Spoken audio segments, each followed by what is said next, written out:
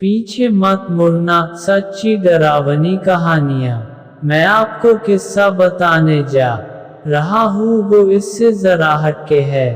तो दोस्तों, एक रात मैं अपने गांव से मेरे मित्र अवधेश के साथ अंधेरी रात में खेत के रास्ते बस स्टैंड की तरफ जा रहा था। तो मेरे मित्र ने कहा, दोस्त थोड़ा जल्दी चलो, इस खेत से अगले 2 खेतों तक थोड़ी समस्या है। तो मैंने पूछा क्या बात है, तो उसने बार बार बात को टाल दिया, लेकिन मेरे ज्यादा दबाव डालने पर उसने पूरा किस्सा सुनाया।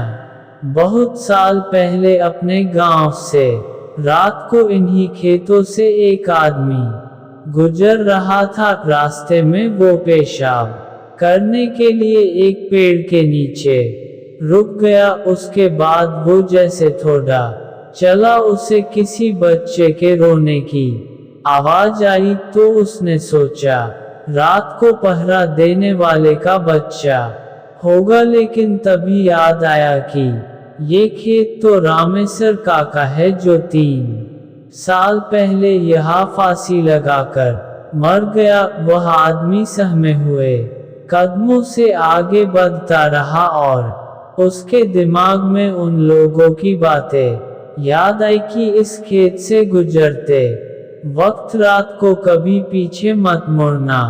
कोई रास्ता पूछे तो उसके आंखों और पाँव को मत देखना, कोई कितना भी बोले मत सुनना। ये सब बातें दिमाग में सोचने से उस आदमी की हालत बहुत बुरी हो गई और सोचने लगा कि उसने यहाँ आने से पहले ये सब क्यों नहीं सोचा। वो जैसे जैसे आगे बढ़ता वैसे वैसे बच्चे की आवाज और तेज होती जाती और ऐसा लग रहा था जैसे वो उसके साथ ही चल रहा हो। तभी अचानक उसने देखा कि एक पेड़ से बंधे झूले में बच्चा लेटा रो रहा था। तो डरते हुए उसने आवाज लगाई कि ये किसका बच्चा है, लेकिन कोई प्रतिक्रिया नहीं आई।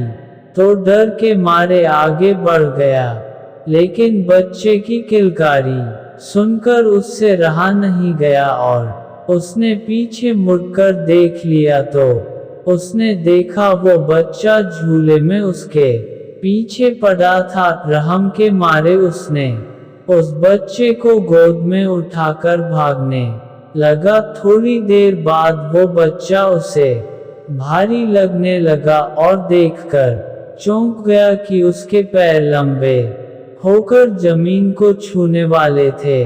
उसने घबराकर बच्चे को गोद से गिरा दिया। जैसे ही वो बच्चा गोद से गिरा तो बच्चा बड़े आदमी की तरह जोर से हंसकर बोला, तू आज तो बच गया। अगर मेरे पैर जमीन छू लेते तो तुझे आज यहाँ कोई नहीं बचा सकता, तेरी मौत तय थी। ये कहते ही वो बच्चा गायब हो गया। वो इंसान गिरते पड़ते घर तक पहुंचा और घर पहुंचते ही बेहोश हो गया। जब उसे होश आया तो उसने गांव वालों को ये सारी कहानी बताई। जैसे ही मैंने ये किस्सा सुना तो घबराहट के मारे बिना पीछे मुड़े ऐसा जोर से भागा और कभी उस प्रेत बाधित खेत से रात को नहीं गुजरा।